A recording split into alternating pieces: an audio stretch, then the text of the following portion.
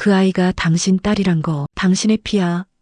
분노에 찬 아내의 외침에 남자는 창백해졌습니다. 아니야, 그럴 리가 없어. 하지만 진실은 이미 드러나고 있었습니다. 35 아들의 결혼식을 일주일 앞두고 모든 것이 무너져 내리기 시작했습니다. 예비 신부가 신랑의 이복 여동생이라니, 어떻게 이런 일이, 대체 무슨 일이 일어난 걸까요?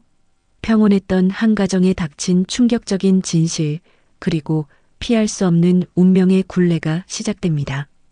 그 전에 잠깐 1초만 투자해서 구독, 좋아요 버튼을 꾹 눌러주시면 영상 제작에 큰 힘이 됩니다. 이정자는 창가에 앉아 커피 한 잔을 마시며 벽에 걸린 달력을 바라보았다. 빨간색으로 동그라미 쳐진 날짜, 외동아들 박승우의 결혼식 날이었다. 어머, 정자씨. 드디어 승우 도련님 장가가네요. 얼마나 좋으세요. 동네 미용실을 찾아온 단골 손님의 말에 이정자는 뿌듯한 미소를 지었다. 68의 나이에도 여전히 곱상한 얼굴이었다. 오랫동안 미용사 일을 하며 다른 사람의 아름다움을 가꿔주던 그녀는 자신의 외모 또한 소홀히 하지 않았다. 그러게 말이에요. 우리 승우가 35에 드디어 장가를 가네요. 제가 아들 자랑 좀 해도 될까요? 서울대 법대 나와서 지금은 큰 로펌에서 변호사로 일하고 있어요. 전 정말 아들 하나만 보고 살았는데. 이정자의 남편 박병수는 은퇴한 교장 출신이었다. 71살의 나이에도 늘 깔끔한 양복을 입고 다니며 동네에서는 교장 선생님으로 불리며 존경받는 인물이었다. 고지식할 정도로 원칙을 중시하는 성격이었지만 그것이 오히려 주변 사람들에게는 신뢰감으로 다가왔다. 와, 윤아영 씨는 어떤 분이에요? 예쁘고 똑똑하겠네요. 그럼요. 서울예대 출신에 지금은 미술관에서 큐레이터로 일하고 있어요. 단아하고 교양 있는 아이라 첫눈에 반했답니다.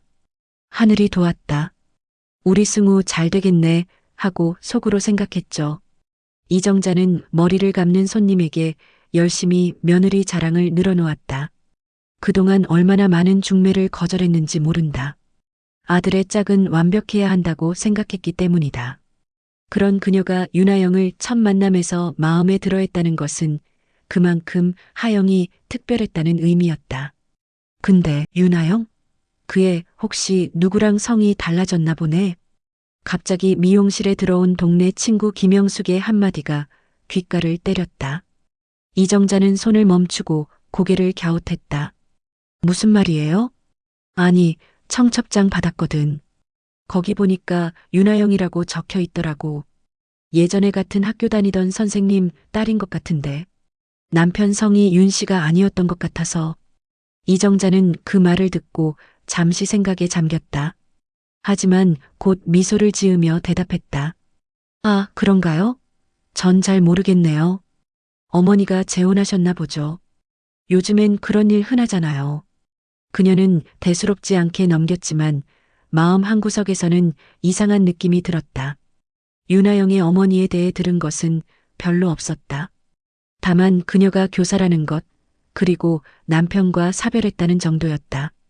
이정자는 머리를 흔들며 그 생각을 떨쳐냈다.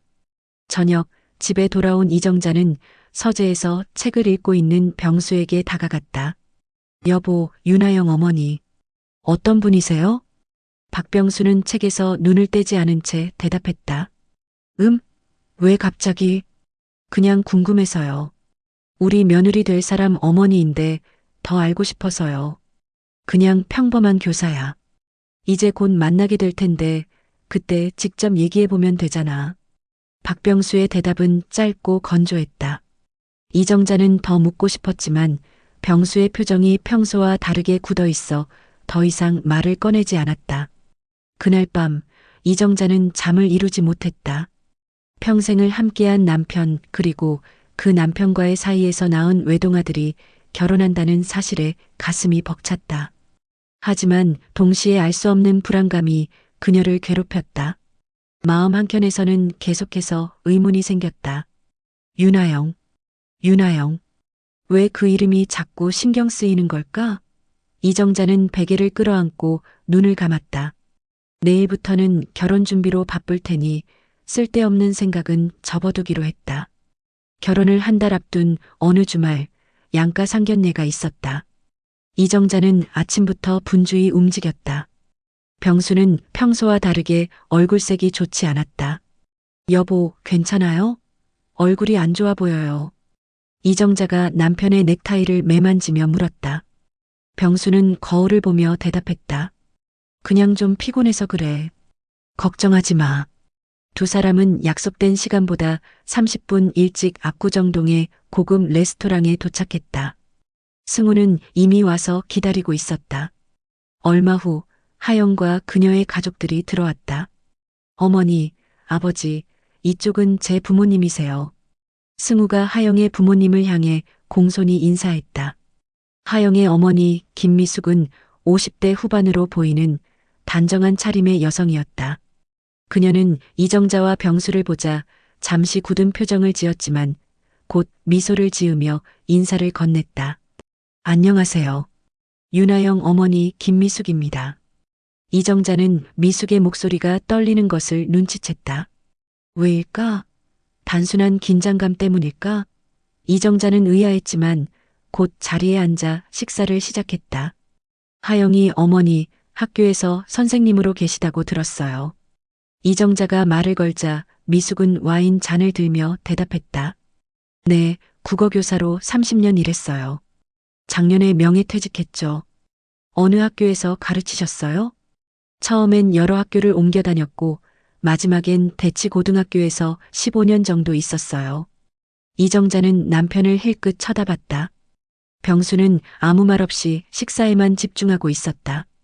대화는 자연스럽게 진행되었지만 어딘가 어색한 분위기가 감돌았다.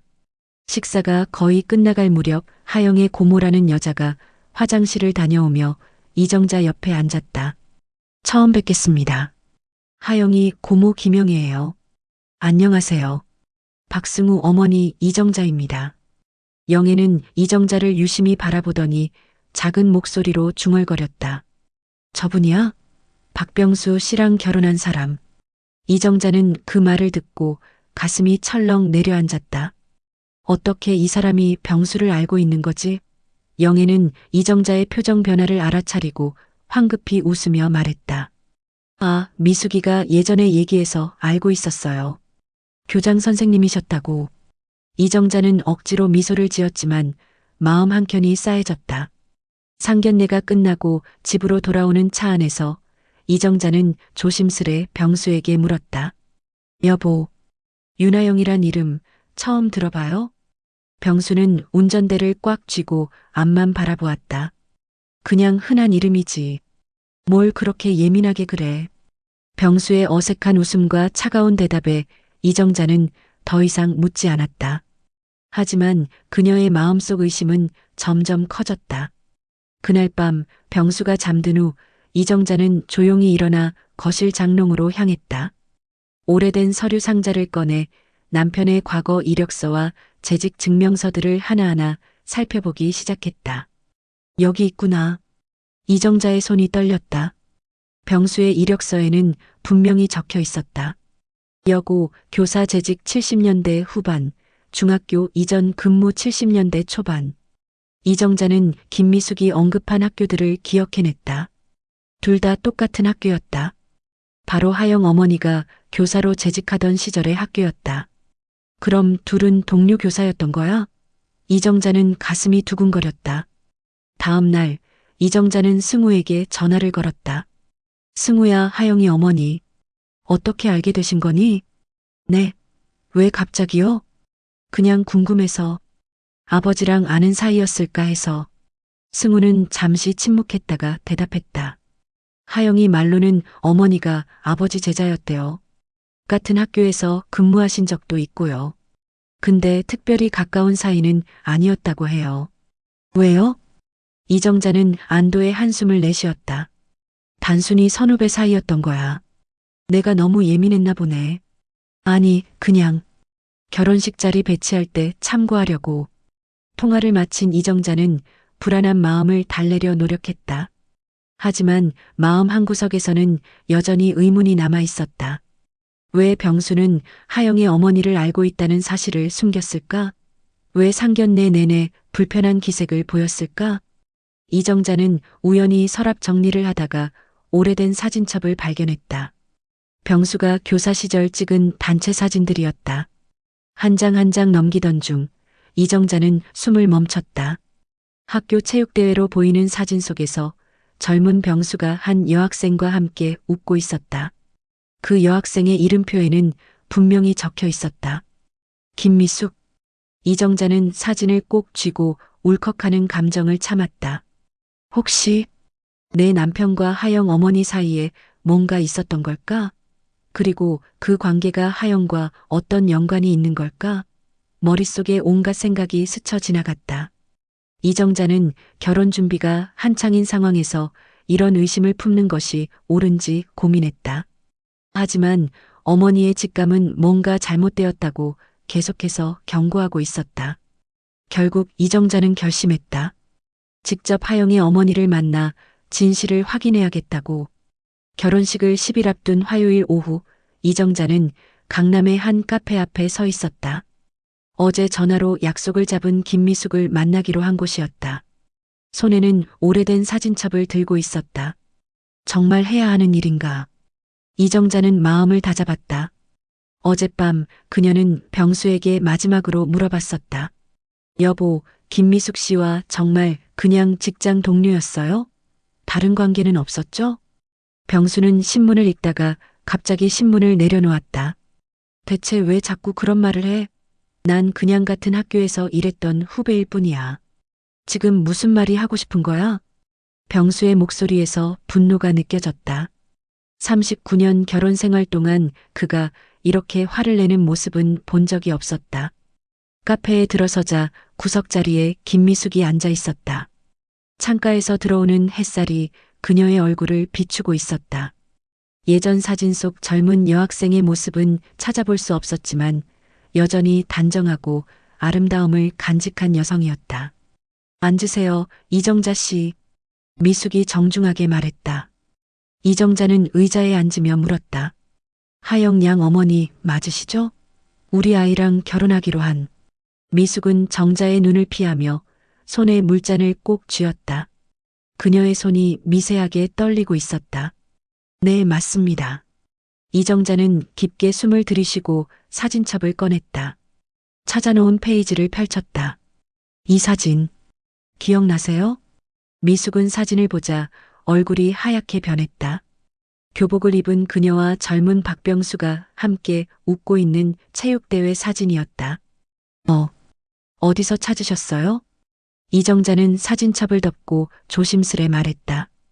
혹시 남편 박병수 씨 아세요? 그 순간 미숙의 입술이 새하얗게 질렸다. 네, 아는 사이죠. 오랫동안. 이정자의 심장이 빠르게 뛰기 시작했다. 그녀는 두려웠지만 이제 와서 물러설 수 없었다. 그냥 선후배 사이였나요? 아니면 더 깊은 관계였나요? 미숙은 테이블 위에 놓인 손수건을 만지작거리며 대답했다. 사실은.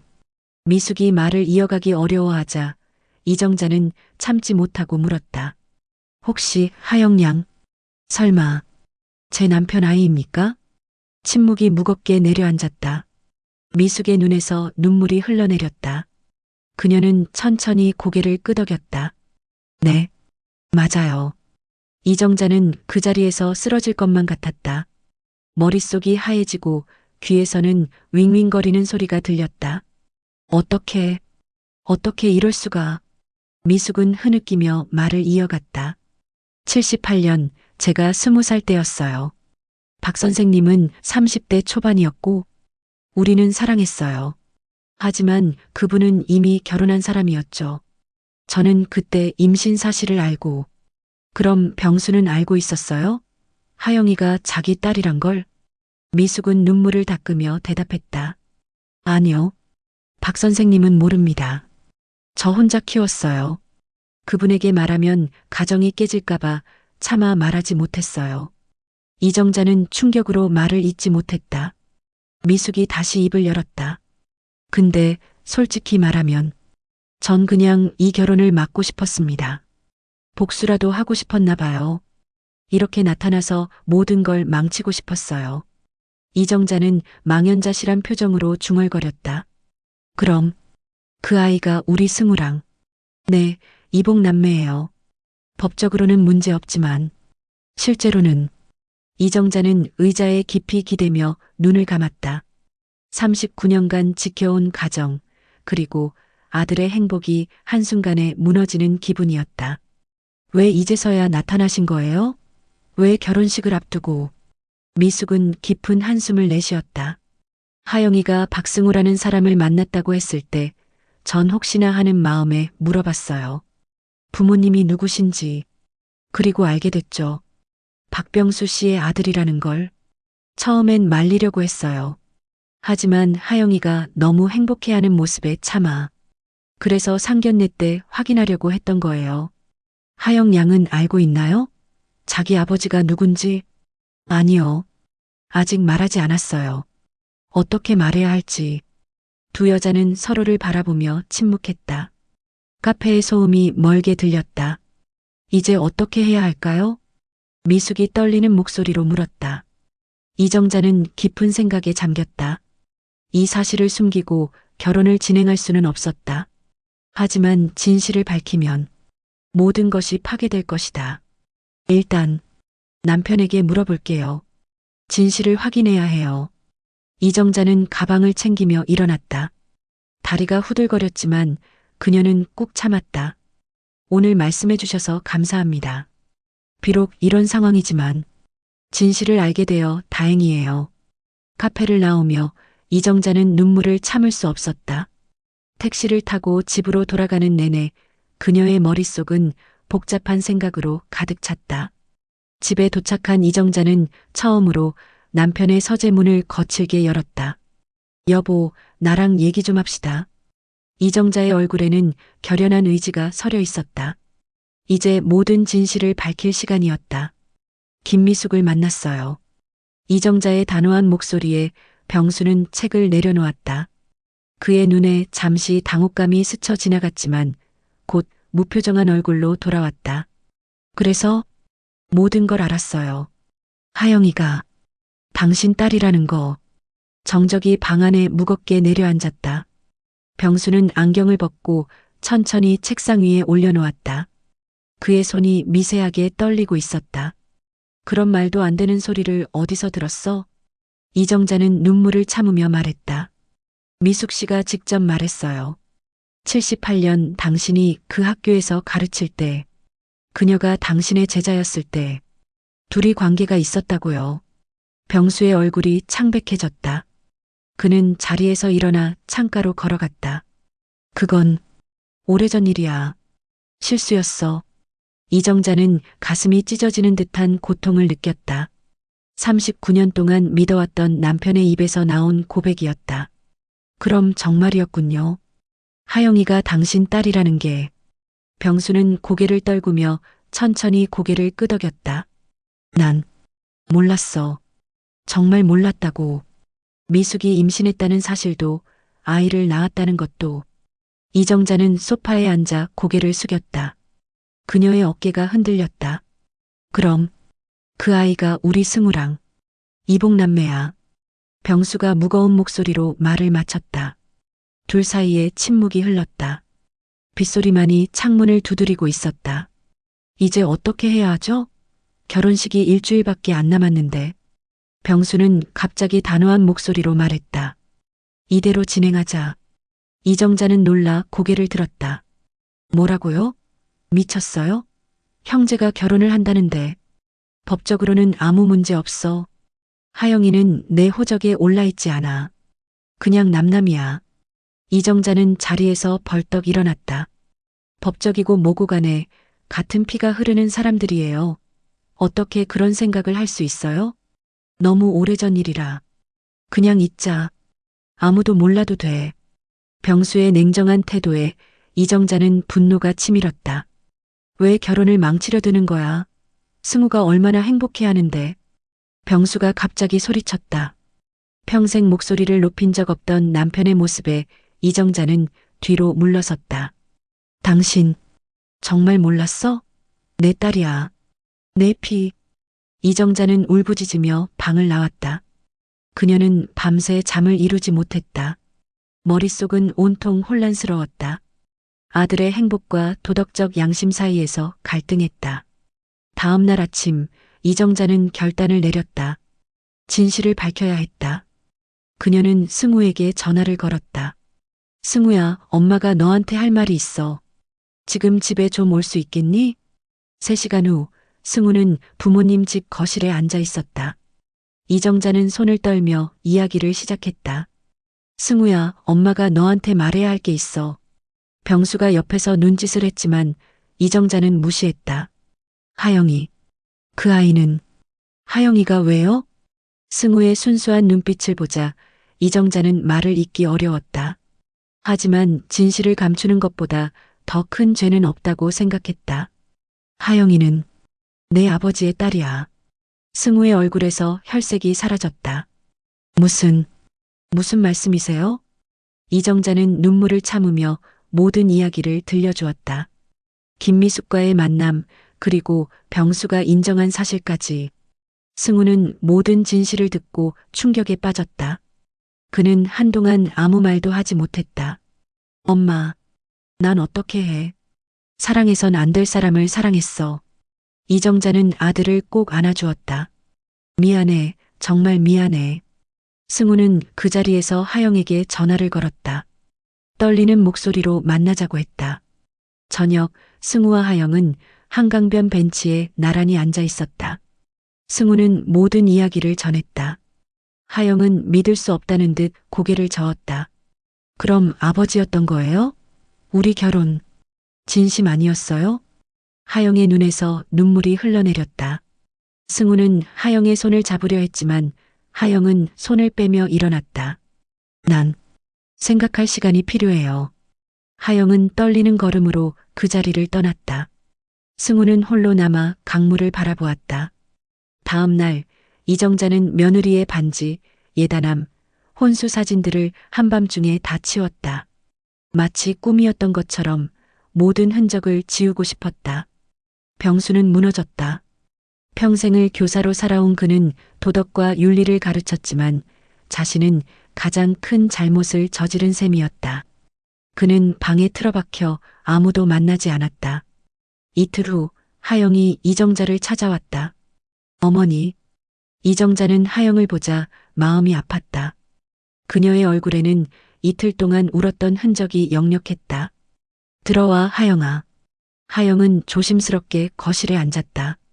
제가 어머니께 인사드리러 왔어요. 저 떠나기로 했어요. 떠난다고? 네. 제가 사라지면 괜찮아질 거예요. 모두. 이정자는 하영의 손을 잡았다. 하영아, 이건 내 잘못이 아니야. 알아요. 하지만 이대로는 살 수 없어요. 승우 씨도, 저도. 그때 현관문이 열리고 승우가 들어왔다. 그는 하영을 보자 걸음을 멈췄다. 하영아. 하영은 자리에서 일어나 떠나려 했지만 승우가 그녀의 팔을 잡았다. 가지마. 승우 씨, 우리는 안 돼요. 사랑한 게 죄라면 평생 벌 받으면서 살아도 괜찮아. 승우의 말에 하영은 눈물을 쏟았다. 이정자는 두 사람을 바라보며 가슴이 찢어지는 듯했다. 어쩌면 가장 순수한 사랑이 가장 비극적인 결말을 맞게 된 것이다.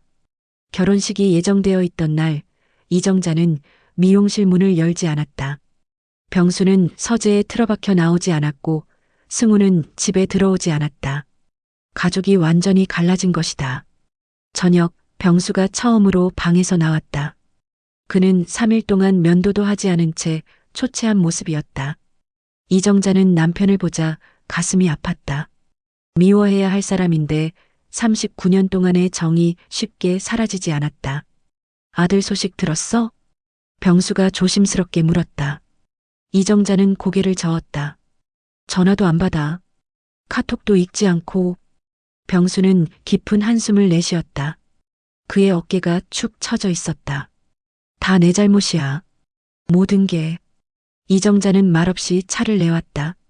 두 사람은 오랫동안 침묵 속에 앉아 있었다. 난 정말 몰랐어. 미숙이 임신했던 거. 병수가 마침내 입을 열었다. 그때는 너무 어렸어. 32이었지만 정신은 20살이나 다름없었어. 미숙이는 내 제자였고 잠깐 실수를 했어. 그 후에 그녀가 학교를 떠났고 난 그냥 잊으려고 했지. 이정자는 믿기지 않았다. 평생 원칙을 중시하던 남편이 어떻게 그런 일을 저질렀을까? 그런데 어떻게 미숙 씨가 다시 나타난 거야? 그녀도 몰랐을 거야. 승우가 하영이랑 만난다는 사실을. 운명이란 게 이렇게 잔인할 수가. 두 사람의 대화는 현관 초인종 소리에 중단되었다. 문을 열자 김미숙이 서 있었다. 들어와도 될까요? 이정자는 말없이 문을 열어주었다. 미숙은 거실로 들어와 두 사람 앞에 앉았다. 하영이 소식을 들으러 왔어요. 집에 안 들어왔거든요. 병수는 미숙을 바라보았다. 30년이 넘는 세월이 흘렀지만 그의 눈빛에는 복잡한 감정이 담겨 있었다. 미숙 씨, 왜 그때 말하지 않았어요? 내가 아버지라는 걸. 미숙은 고개를 숙였다. 말할 수 없었어요.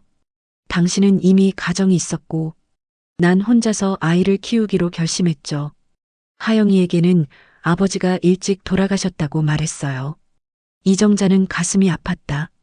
하영이 자라는 동안 얼마나 힘들었을까? 아버지 없이 홀어머니 밑에서. 승우는요? 연락 없었어요? 미숙이 물었다. 병수가 대답했다. 연락이 안 돼. 아마 충격이 큰 모양이야. 그때 이정자의 전화가 울렸다. 발신자는 승우였다. 승우야, 어디야? 걱정했잖아. 엄마 미안해요. 승우의 목소리가 술에 취한 듯 흐릿하게 들렸다. 지금 어디니? 엄마가 데리러 갈게. 필요 없어요. 난 이제 돌아갈 수 없어요.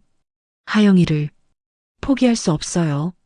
이정자는 눈물이 났다. 승우야, 넌 아직 어려. 시간이 지나면. 아니요. 엄마, 난 결정했어요. 하영이와 함께 떠날 거예요. 한국을 떠나서. 뭐라고? 승우야. 전화가 끊겼다.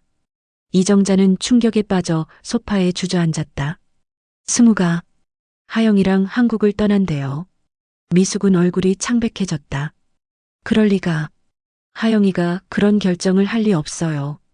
병수는 자리에서 벌떡 일어났다. 어디로 간다고 했어? 비행기 타기 전에 막아야 해. 이정자는 고개를 저었다. 말하지 않았어요. 그냥 떠난다고만. 다음 날 아침 승우의 아파트를 찾아간 세 사람은 집이 비어 있는 것을 발견했다. 옷장은 열려 있었고 여행용 캐리어가 사라져 있었다. 침대 위에는 편지 한 장이 놓여 있었다. 아버지, 어머니께. 저는 하영이와 함께 떠납니다. 우리의 사랑이 잘못된 것인지는 모르겠습니다. 하지만 서로를 포기할 수 없습니다. 법적으로 그리고 세상의 눈으로 볼 때 우리는 남이지만 피는 속일 수 없다고 하셨죠. 하지만 사랑도 속일 수 없습니다. 걱정하지 마세요. 우리는 잘 지낼 겁니다. 언젠가 다시 만날 날을 기약하며. 승우 올림. 편지를 읽은 이정자는 눈물을 쏟았다. 미숙도 함께 울었다.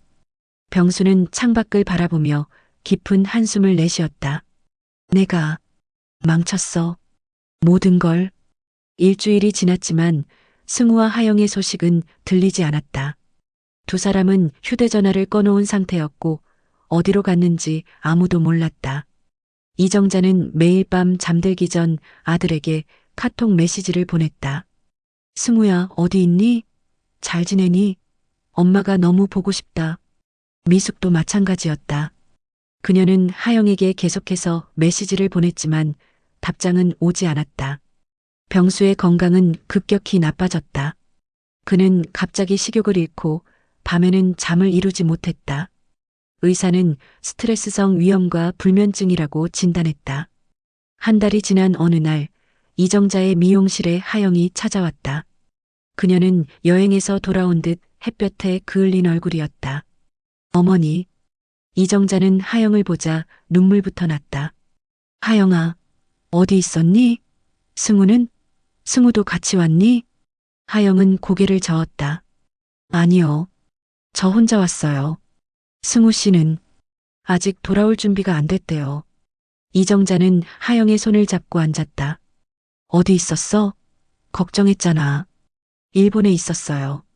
승우 씨 친구 집에서. 하영의 눈에도 눈물이 고였다. 어머니, 저희가 잘못했어요. 그렇게 도망치듯 떠나면 안 됐는데. 이정자는 하영을 꼭 안아주었다. 괜찮아. 너희도 많이 힘들었을 거야. 하영은 이정자에게 모든 이야기를 들려주었다. 승우가 얼마나 괴로워했는지, 두 사람이 일본에서 어떻게 지냈는지, 그리고 왜 하영만 먼저 돌아왔는지. 승우 씨는 아직 아버지를 볼 면목이 없대요. 하지만 저는 제 어머니가 보고 싶었어요. 그리고 제 진짜 아버지도. 이정자는 가슴이 찢어지는 듯 했다. 이 모든 상황이 너무 비현실적으로 느껴졌다. 내 어머니는 알아? 내가 돌아온 거? 네, 방금 집에 들렀다 왔어요. 그리고 이제 아버지도 만나고 싶어요. 아버지를 만나고 싶다고? 이정자는 하영의 말에 놀랐다. 하영은 고개를 끄덕였다. 네. 이제는 모든 진실을 알게 되었으니까요. 어떤 분인지 직접 보고 싶어요. 이정자는 잠시 망설였다. 병수는 요즘 건강이 좋지 않았다. 하영을 만나는 것이 그에게 어떤 충격을 줄지 걱정되었다. 그래, 데려다 줄게. 하지만 너무 기대하지 마. 아버지가 많이 편찮으셔. 두 사람은 택시를 타고 이정자의 집으로 향했다. 가는 내내 하영은 창밖을 바라보며 말이 없었다. 그녀의 표정에는 불안과 기대가 교차했다. 집에 도착하자 이정자는 먼저 들어가 병수에게 이야기했다. 여보, 하영이가 왔어요. 당신을 만나고 싶대요. 병수는 깜짝 놀랐다. 그는 벌떡 일어나 옷매무새를 가다듬었다. 하영이? 정말? 병수의 목소리에는 떨림이 있었다.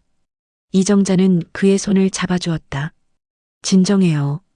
그 아이도 많이 혼란스러울 거예요. 하영이 거실로 들어섰다. 병수는 그녀를 보자 숨을 멈췄다. 35년 전 자신이 사랑했던 여자와 똑같은 눈이었다. 안녕하세요. 하영의 목소리가 떨렸다. 하영아. 병수는 다가가 하영의 손을 잡으려다 멈췄다. 그는 어떻게 해야 할지 몰랐다. 앉아요, 둘 다. 이정자가 자리를 권했다. 세 사람은 어색하게 소파에 앉았다. 승우는 어디 있니? 병수가 조심스럽게 물었다. 하영은 고개를 숙였다. 일본에 있어요. 친구 집에서 지내고 있어요. 곧 돌아올 거예요. 병수는 깊은 한숨을 내쉬었다. 그래. 내가 만나면 더 화낼 테니. 아니에요. 승우 씨는 그냥 시간이 필요한 거예요. 침묵이 흘렀다. 이정자는 차를 가지러 부엌으로 향했다. 병수와 하영이 단둘이 대화할 시간을 주고 싶었다. 난 정말 몰랐어. 병수가 먼저 입을 열었다. 내 어머니가 임신했다는 것도, 내가 태어났다는 것도. 하영은 고개를 들었다. 저도 얼마 전에 알았어요. 어머니가 계속 숨기셨거든요. 용서해 줄 수 있겠니? 내가 없는 동안 너에게 아버지가 되어주지 못해서. 하영의 눈에 눈물이 고였다. 아직 모르겠어요. 제 감정이 어떤지. 하지만 만나고 싶었어요. 제 아버지가 어떤 분인지 알고 싶었어요. 병수의 눈에도 눈물이 맺혔다. 그는 주머니에서 손수건을 꺼내 눈가를 닦았다. 나는 평생 교육자로 살았어. 학생들에게 도덕과 윤리를 가르쳤지. 하지만 정작 나 자신은. 하영은 말없이 병수를 바라보았다. 그녀의 눈에는 더 이상 미움이 없었다. 단지 알고 싶은 마음뿐이었다. 제가 어머니를 닮았나요? 병수는 미소를 지었다. 눈이 똑같아. 그리고 내 고집도 미숙이랑 아주 비슷해. 두 사람은 조금씩 대화를 이어갔다. 어색함은 남아 있었지만 처음 만났을 때보다는 편안한 분위기였다. 이정자는 멀리서 그들을 지켜보며 복잡한 감정에 휩싸였다. 다음 날 이정자는 다시 하영을 만났다. 그녀는 하영을 데리고 근처 카페로 향했다. 하영아, 내가 무슨 잘못이 있니? 내가 미안하다. 하영은 고개를 저었다. 아니에요, 어머니. 저희가 이렇게 된 건 그냥 운명인 것 같아요. 이정자는 하영의 손을 꼭 잡았다. 승우를 정말 사랑하니? 하영은 눈물을 참으며 고개를 끄덕였다. 네. 하지만 이제는 내가 너희의 선택을 반대하지 않겠다. 하영은 놀라서 이정자를 바라보았다. 네. 너희가 어떤 결정을 내리든 엄마로서 지지해줄게. 하지만 그 무게를 알았으면 좋겠어. 이정자의 눈에 눈물이 고였다. 하지만 승우 씨와 저는 이복 남매잖아요. 법적으로는 아무 문제 없어. 하지만 사회적으로 그리고 도덕적으로 쉽지 않을 거야. 그 무게를 감당할 수 있겠니? 하영은 깊은 생각에 잠겼다. 승우와 함께한 시간, 서로를 향한 마음, 그리고 앞으로 펼쳐질 인생. 아직 잘 모르겠어요. 승우 씨와 더 이야기해봐야 할 것 같아요. 그날 저녁 병수는 변호사를 불러 모든 재산을 정리하기 시작했다. 그는 조용히 혼인무효 소송을 준비하며 딸에게 유산을 나눠주겠다고 말했다. 하영이, 내 딸이라면 더 이상 부끄럽지 않게 키워줘야지. 이정자는 남편의 결정에 동의했다. 비록 가슴 아픈 일이지만 이제라도 진실을 직면하고 책임을 지는 모습이 고마웠다. 일주일 후 승우가 드디어 한국으로 돌아왔다. 그는 부모님 집을 찾아와 깊은 절을 올렸다. 아버지, 어머니, 죄송합니다. 그렇게 도망치듯 떠나서 이정자는 아들을 꼭 안아주었다. 괜찮아, 승우야.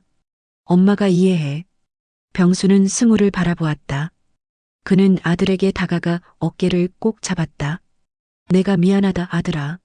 내게 이런 고통을 준 것은 다 내 잘못이야. 승우는 처음으로 아버지를 이해하는 눈빛을 보냈다. 그는 더 이상 분노하지 않았다. 단지 이 상황을 어떻게 헤쳐나가야 할지 고민하고 있었다. 아버지, 하영이와 저는, 병수는 고개를 저었다. 말하지 마라. 내 선택을 존중한다. 하지만 모든 것을 신중하게 생각해 보거라. 승우는 깊은 한숨을 내쉬었다. 그는 아직 결정을 내리지 못했다. 하영을 사랑하지만 그들의 관계가 불러올 파장을 걱정했다. 그날 밤 이정자는 오랜만에 편안한 마음으로 잠자리에 들었다. 비록 가족이 완전히 회복된 것은 아니지만 적어도 서로를 이해하려는 첫걸음을 뗀 것 같았다. 다음 날 아침 승우는 하영을 만나러 갔다.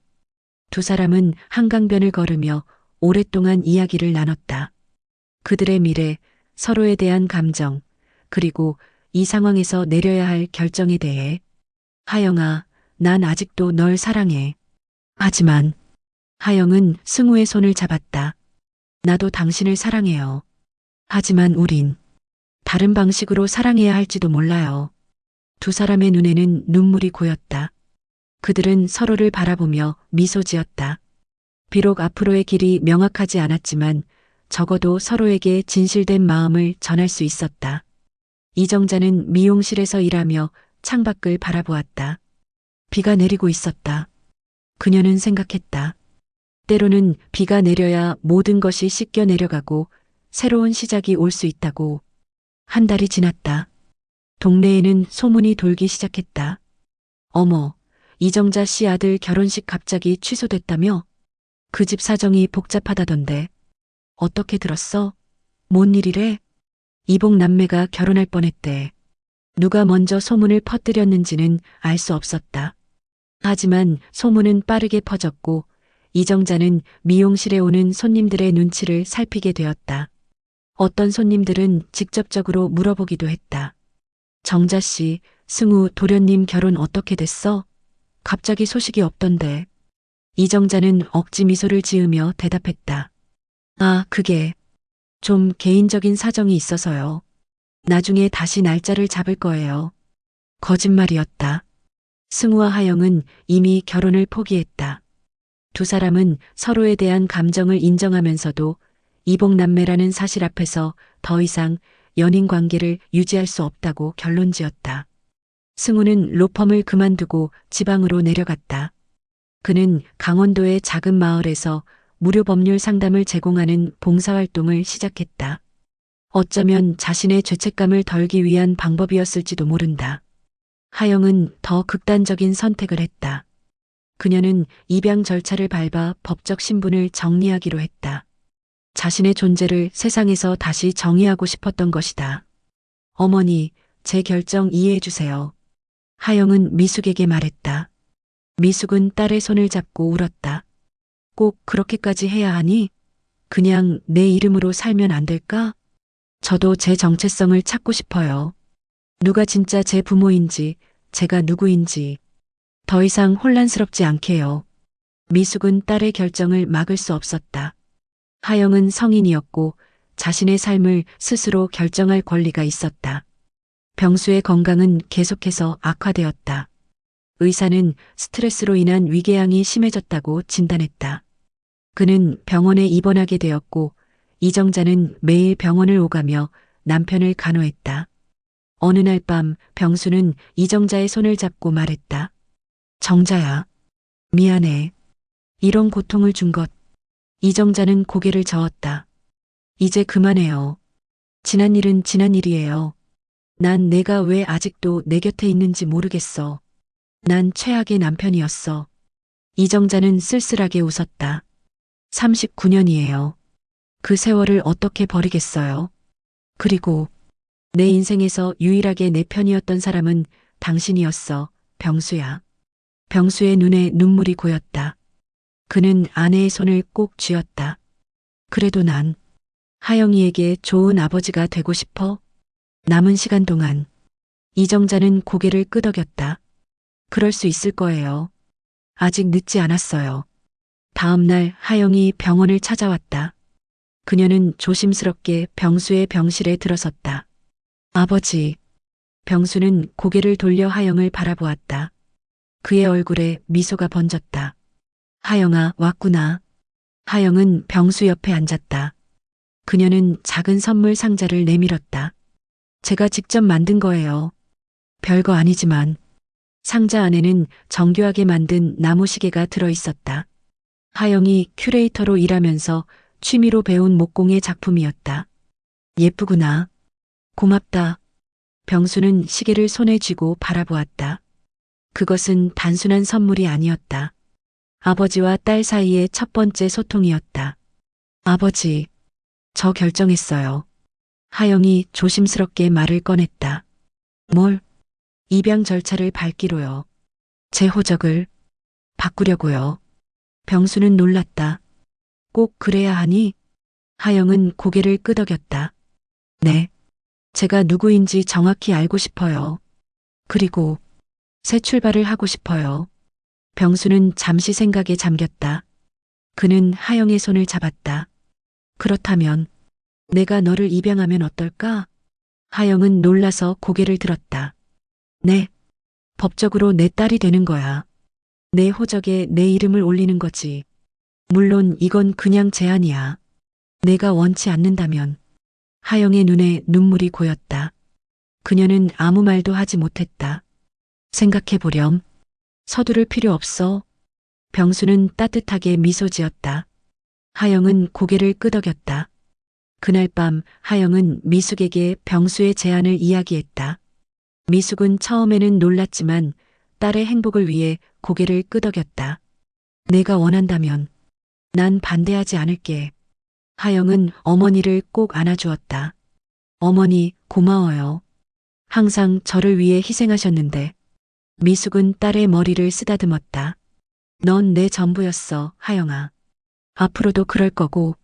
다음 날 하영은 병수에게 전화를 걸었다. 아버지, 제안 받아들이고 싶어요. 병수의 목소리가 밝아졌다. 정말? 그럼 내가 변호사에게 연락해서 절차를 알아볼게. 이정자는 이 소식을 듣고 복잡한 감정에 휩싸였다. 한편으로는 하영이 가족의 일원이 된다는 사실이 기뻤지만 다른 한편으로는 승우와 하영이 결국 함께할 수 없다는 현실이 안타까웠다. 승우에게 이 소식을 전하자 그는 잠시 침묵했다가 담담하게 대답했다. 잘 됐네요. 하영이도 이제 정식으로 가족이 되는 거잖아요. 이정자는 아들의 목소리에서 슬픔을 느꼈다. 승우야, 넌 괜찮니? 네, 엄마. 저는 이제 받아들였어요.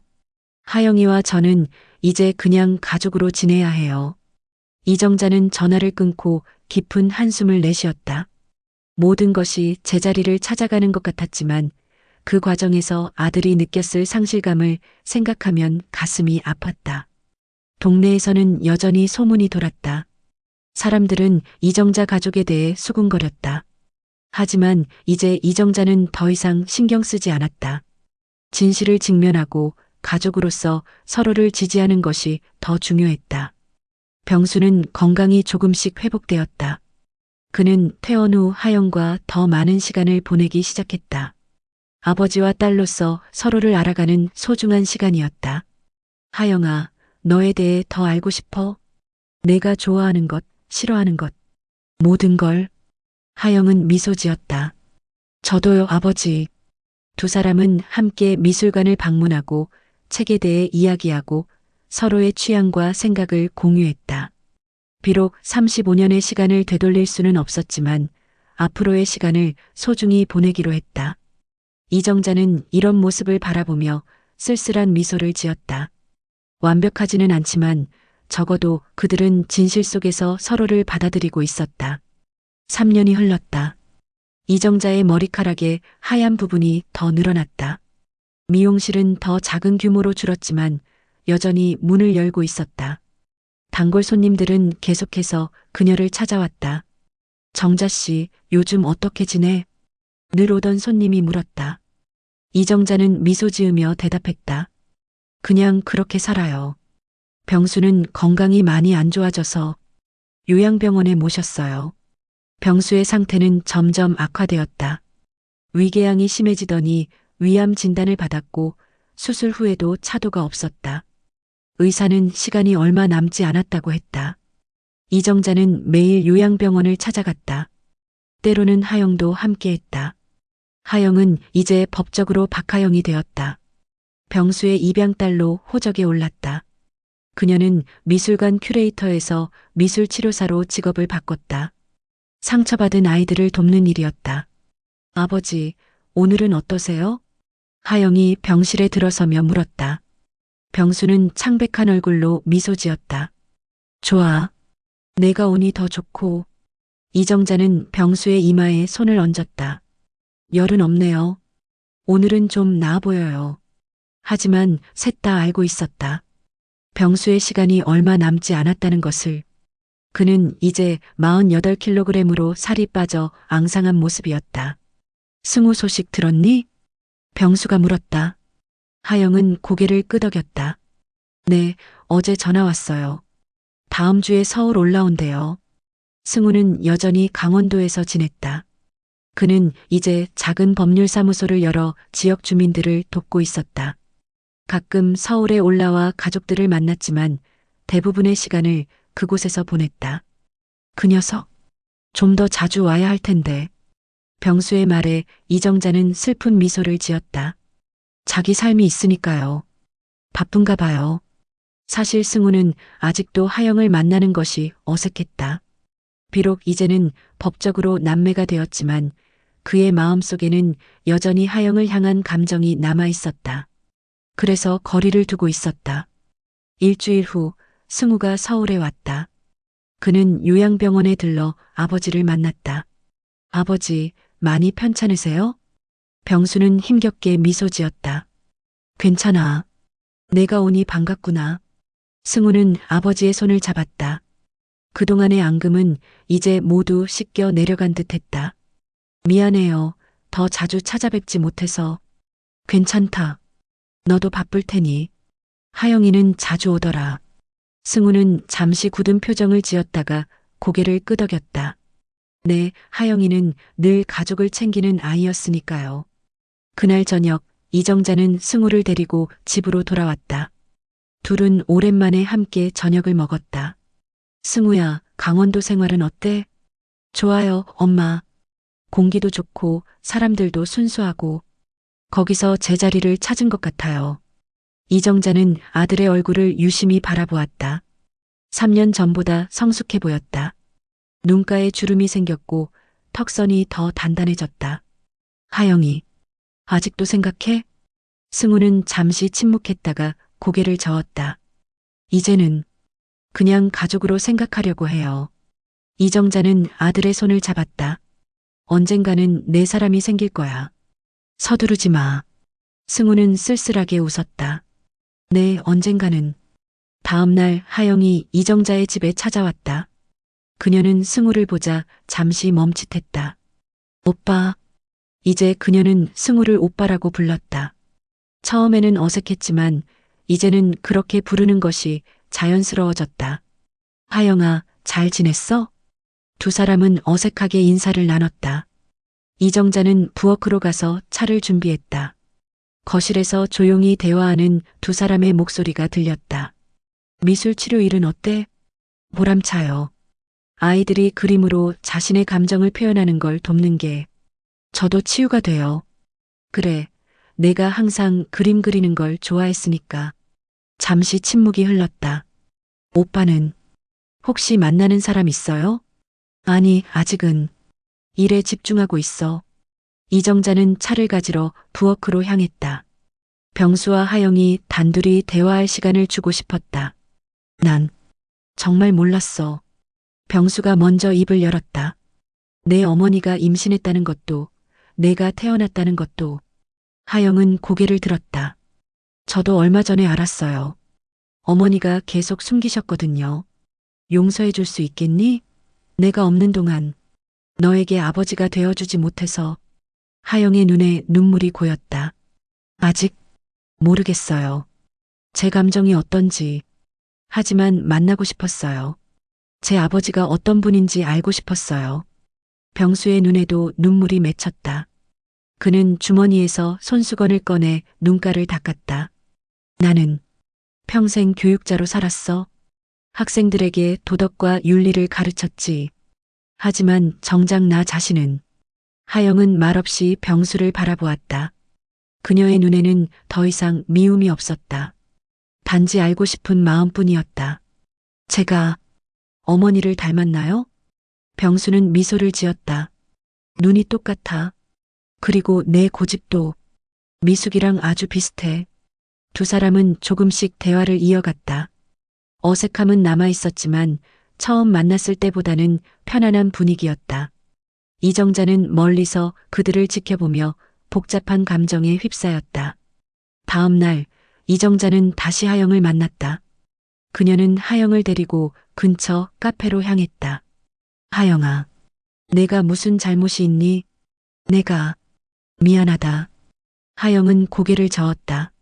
아니에요, 어머니. 저희가 이렇게 된 건 그냥 운명인 것 같아요. 이정자는 하영의 손을 꼭 잡았다. 승우를 정말 사랑하니? 하영은 눈물을 참으며 고개를 끄덕였다. 네. 하지만 이제는 내가 너희의 선택을 반대하지 않겠다. 하영은 놀라서 이정자를 바라보았다. 네. 너희가 어떤 결정을 내리든 엄마로서 지지해줄게. 하지만 그 무게를 알았으면 좋겠어. 이정자의 눈에 눈물이 고였다. 하지만 승우 씨와 저는 이복남매잖아요. 법적으로는 아무 문제 없어. 하지만 사회적으로 그리고 도덕적으로 쉽지 않을 거야. 그 무게를 감당할 수 있겠니? 하영은 깊은 생각에 잠겼다. 승우와 함께한 시간, 서로를 향한 마음, 그리고 앞으로 펼쳐질 인생. 아직 잘 모르겠어요. 승우 씨와 더 이야기해봐야 할 것 같아요. 그날 저녁 병수는 변호사를 불러 모든 재산을 정리하기 시작했다. 그는 조용히 혼인무효 소송을 준비하며 딸에게 유산을 나눠주겠다고 말했다. 하영이, 내 딸이라면 더 이상 부끄럽지 않게 키워줘야지. 이정자는 남편의 결정에 동의했다. 비록 가슴 아픈 일이지만 이제라도 진실을 직면하고 책임을 지는 모습이 고마웠다. 일주일 후 승우가 드디어 한국으로 돌아왔다. 그는 부모님 집을 찾아와 깊은 절을 올렸다. 아버지, 어머니, 죄송합니다. 그렇게 도망치듯 떠나서 이정자는 아들을 꼭 안아주었다. 괜찮아, 승우야. 엄마가 이해해. 병수는 승우를 바라보았다. 그는 아들에게 다가가 어깨를 꼭 잡았다. 내가 미안하다, 아들아. 내게 이런 고통을 준 것은 다 내 잘못이야. 승우는 처음으로 아버지를 이해하는 눈빛을 보냈다. 그는 더 이상 분노하지 않았다. 단지 이 상황을 어떻게 헤쳐나가야 할지 고민하고 있었다. 아버지, 하영이와 저는, 병수는 고개를 저었다. 말하지 마라. 내 선택을 존중한다. 하지만 모든 것을 신중하게 생각해 보거라. 승우는 깊은 한숨을 내쉬었다. 그는 아직 결정을 내리지 못했다. 하영을 사랑하지만 그들의 관계가 불러올 파장을 걱정했다. 그날 밤 이정자는 오랜만에 편안한 마음으로 잠자리에 들었다. 비록 가족이 완전히 회복된 것은 아니지만 적어도 서로를 이해하려는 첫걸음을 뗀 것 같았다. 다음 날 아침 승우는 하영을 만나러 갔다. 두 사람은 한강변을 걸으며 오랫동안 이야기를 나눴다. 그들의 미래, 서로에 대한 감정, 그리고 이 상황에서 내려야 할 결정에 대해. 하영아, 난 아직도 널 사랑해. 하지만 하영은 승우의 손을 잡았다. 나도 당신을 사랑해요. 하지만 우린 다른 방식으로 사랑해야 할지도 몰라요. 두 사람의 눈에는 눈물이 고였다.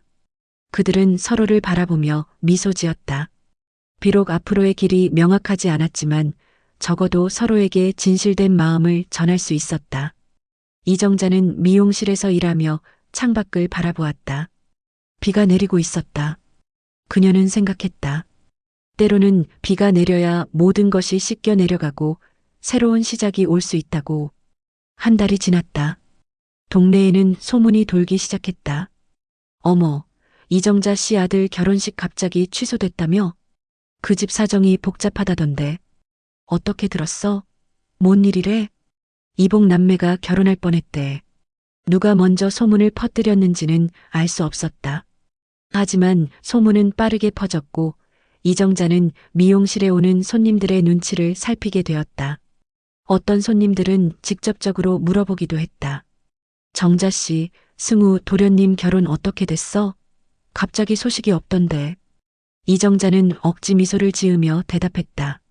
아, 그게 좀 개인적인 사정이 있어서요. 나중에 다시 날짜를 잡을 거예요. 거짓말이었다.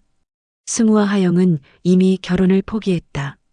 두 사람은 서로에 대한 감정을 인정하면서도 이복남매라는 사실 앞에서 더 이상 연인 관계를 유지할 수 없다고 결론지었다. 승우는 로펌을 그만두고 지방으로 내려갔다. 그는 강원도의 작은 마을에서 무료 법률 상담을 제공하는 봉사활동을 시작했다. 어쩌면 자신의 죄책감을 덜기 위한 방법이었을지도 모른다. 하영은 더 극단적인 선택을 했다. 그녀는 입양 절차를 밟아 법적 신분을 정리하기로 했다. 자신의 존재를 세상에서 다시 정의하고 싶었던 것이다. 어머니, 제 결정 이해해 주세요. 하영은 미숙에게 말했다. 미숙은 딸의 손을 잡고 울었다. 꼭 그렇게까지 해야 하니? 그냥 내 이름으로 살면 안 될까? 저도 제 정체성을 찾고 싶어요. 누가 진짜 제 부모인지, 제가 누구인지. 더 이상 혼란스럽지 않게요. 미숙은 딸의 결정을 막을 수 없었다. 하영은 성인이었고 자신의 삶을 스스로 결정할 권리가 있었다. 병수의 건강은 계속해서 악화되었다.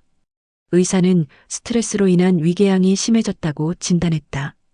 그는 병원에 입원하게 되었고 이정자는 매일 병원을 오가며 남편을 간호했다. 어느 날 밤 병수는 이정자의 손을 잡고 말했다. 정자야, 미안해. 이런 고통을 준 것. 이정자는 고개를 저었다. 이제 그만해요. 지난 일은 지난 일이에요.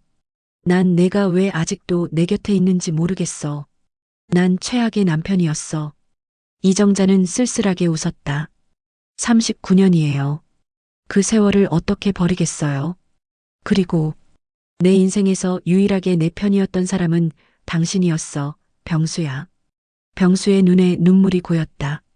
그는 아내의 손을 꼭 쥐었다. 그래도 난 하영이에게 좋은 아버지가 되고 싶어. 남은 시간 동안 이정자는 고개를 끄덕였다.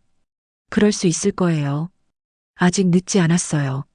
다음 날 하영이 병원을 찾아왔다. 그녀는 조심스럽게 병수의 병실에 들어섰다. 아버지. 병수는 고개를 돌려 하영을 바라보았다. 그의 얼굴에 미소가 번졌다. 하영아, 왔구나. 하영은 병수 옆에 앉았다. 그녀는 작은 선물 상자를 내밀었다. 제가 직접 만든 거예요. 별거 아니지만 상자 안에는 정교하게 만든 나무시계가 들어있었다. 하영이 큐레이터로 일하면서 취미로 배운 목공의 작품이었다. 예쁘구나. 고맙다. 병수는 시계를 손에 쥐고 바라보았다. 그것은 단순한 선물이 아니었다. 아버지와 딸 사이의 첫 번째 소통이었다. 아버지, 저 결정했어요. 하영이 조심스럽게 말을 꺼냈다. 뭘? 입양 절차를 밟기로요. 제 호적을 바꾸려고요. 병수는 놀랐다. 꼭 그래야 하니? 하영은 고개를 끄덕였다. 네. 제가 누구인지 정확히 알고 싶어요. 그리고 새 출발을 하고 싶어요. 병수는 잠시 생각에 잠겼다. 그는 하영의 손을 잡았다. 그렇다면 내가 너를 입양하면 어떨까? 하영은 놀라서 고개를 들었다. 네. 법적으로 내 딸이 되는 거야. 내 호적에 내 이름을 올리는 거지. 물론 이건 그냥 제안이야. 내가 원치 않는다면. 하영의 눈에 눈물이 고였다. 그녀는 아무 말도 하지 못했다. 생각해보렴. 서두를 필요 없어. 병수는 따뜻하게 미소 지었다. 하영은 고개를 끄덕였다. 그날 밤 하영은 미숙에게 병수의 제안을 이야기했다. 미숙은 처음에는 놀랐지만 딸의 행복을 위해 고개를 끄덕였다. 내가 원한다면 난 반대하지 않을게. 하영은 어머니를 꼭 안아주었다. 어머니, 고마워요. 항상 저를 위해 희생하셨는데. 미숙은 딸의 머리를 쓰다듬었다. 넌 내 전부였어, 하영아. 앞으로도 그럴 거고. 다음 날 하영은 병수에게 전화를 걸었다. 아버지, 제안 받아들이고 싶어요. 병수의 목소리가 밝아졌다. 정말? 그럼 내가 변호사에게 연락해서 절차를 알아볼게. 이정자는 이 소식을 듣고 복잡한 감정에 휩싸였다. 한편으로는 하영이 가족의 일원이 된다는 사실이 기뻤지만 다른 한편으로는 승우와 하영이 결국 함께할 수 없다는 현실이 안타까웠다. 승우에게 이 소식을 전하자 그는 잠시 침묵했다가 담담하게 대답했다. 잘 됐네요. 하영이도 이제 정식으로 가족이 되는 거잖아요. 이정자는 아들의 목소리에서 슬픔을 느꼈다. 승우야, 넌 괜찮니? 네, 엄마. 저는 이제 받아들였어요. 하영이와 저는 이제 그냥 가족으로 지내야 해요. 이정자는 전화를 끊고 깊은 한숨을 내쉬었다. 모든 것이 제자리를 찾아가는 것 같았지만 그 과정에서 아들이 느꼈을 상실감을 생각하면 가슴이 아팠다. 동네에서는 여전히 소문이 돌았다. 사람들은 이정자 가족에 대해 수군거렸다. 하지만 이제 이정자는 더 이상 신경 쓰지 않았다. 진실을 직면하고 가족으로서 서로를 지지하는 것이 더 중요했다. 병수는 건강이 조금씩 회복되었다. 그는 퇴원 후 하영과 더 많은 시간을 보내기 시작했다. 아버지와 딸로서 서로를 알아가는 소중한 시간이었다. 하영아, 너에 대해 더 알고 싶어? 내가 좋아하는 것, 싫어하는 것, 모든 걸. 하영은 미소 지었다. 저도요, 아버지. 두 사람은 함께 미술관을 방문하고 책에 대해 이야기하고 서로의 취향과 생각을 공유했다. 비록 35년의 시간을 되돌릴 수는 없었지만 앞으로의 시간을 소중히 보내기로 했다. 이정자는 이런 모습을 바라보며 쓸쓸한 미소를 지었다. 완벽하지는 않지만 적어도 그들은 진실 속에서 서로를 받아들이고 있었다. 3년이 흘렀다. 이정자의 머리카락에 하얀 부분이 더 늘어났다. 미용실은 더 작은 규모로 줄었지만 여전히 문을 열고 있었다. 단골 손님들은 계속해서 그녀를 찾아왔다. 정자 씨, 요즘 어떻게 지내? 늘 오던 손님이 물었다. 이정자는 미소 지으며 대답했다. 그냥 그렇게 살아요. 병수는 건강이 많이 안 좋아져서 요양병원에 모셨어요. 병수의 상태는 점점 악화되었다. 위궤양이 심해지더니 위암 진단을 받았고 수술 후에도 차도가 없었다. 의사는 시간이 얼마 남지 않았다고 했다. 이정자는 매일 요양병원을 찾아갔다. 때로는 하영도 함께했다. 하영은 이제 법적으로 박하영이 되었다. 병수의 입양딸로 호적에 올랐다.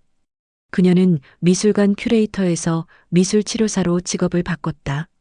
상처받은 아이들을 돕는 일이었다. 아버지, 오늘은 어떠세요? 하영이 병실에 들어서며 물었다. 병수는 창백한 얼굴로 미소 지었다. 좋아. 내가 오니 더 좋고. 이정자는 병수의 이마에 손을 얹었다. 열은 없네요. 오늘은 좀 나아 보여요. 하지만 셋 다 알고 있었다. 병수의 시간이 얼마 남지 않았다는 것을. 그는 이제 48kg으로 살이 빠져 앙상한 모습이었다. 승우 소식 들었니? 병수가 물었다. 하영은 고개를 끄덕였다. 네, 어제 전화 왔어요. 다음 주에 서울 올라온대요. 승우는 여전히 강원도에서 지냈다. 그는 이제 작은 법률사무소를 열어 지역 주민들을 돕고 있었다. 가끔 서울에 올라와 가족들을 만났지만 대부분의 시간을 그곳에서 보냈다. 그 녀석, 좀 더 자주 와야 할 텐데. 병수의 말에 이정자는 슬픈 미소를 지었다. 자기 삶이 있으니까요. 바쁜가 봐요. 사실 승우는 아직도 하영을 만나는 것이 어색했다.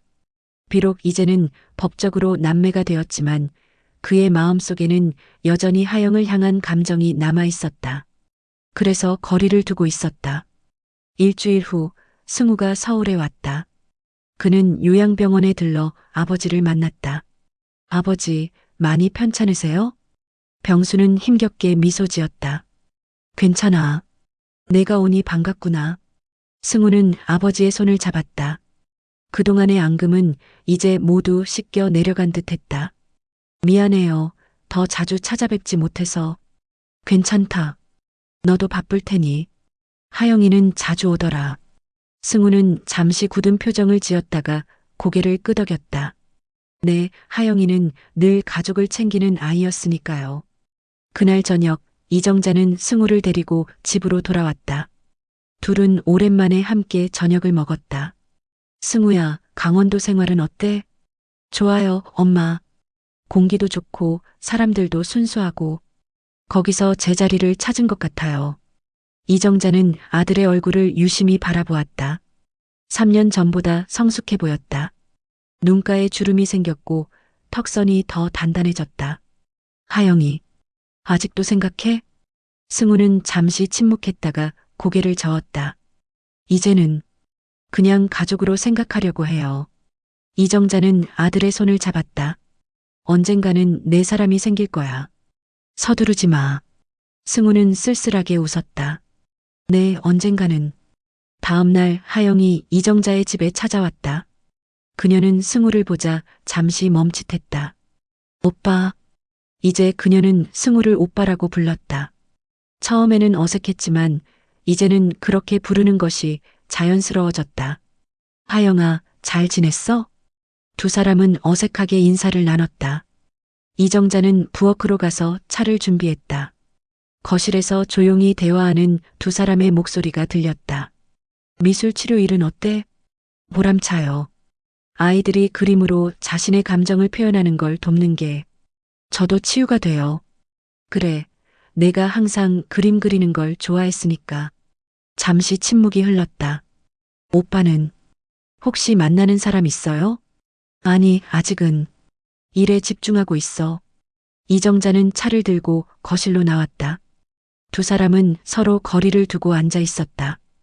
그녀는 쓸쓸한 미소를 지었다. 운명이란 참 잔인하다고 생각했다. 이틀 후 병원에서 전화가 왔다. 병수의 상태가 급격히 나빠졌다고 했다. 이정자, 승우, 하영, 그리고 미수까지 모두 병원으로 달려갔다. 병수는 산소 마스크를 쓴 채 힘겹게 숨을 쉬고 있었다. 의사는 이정자에게 조용히 말했다. 오늘 밤을 넘기기 어려울 것 같습니다. 가족들이 함께 있는 게 좋겠습니다. 모두가 침대 주위에 모였다. 병수는 눈을 떠 한 명씩 바라보았다. 그의 눈에 눈물이 고였다. 모두 와줘서 고마워. 이정자는 남편의 손을 꼭 잡았다.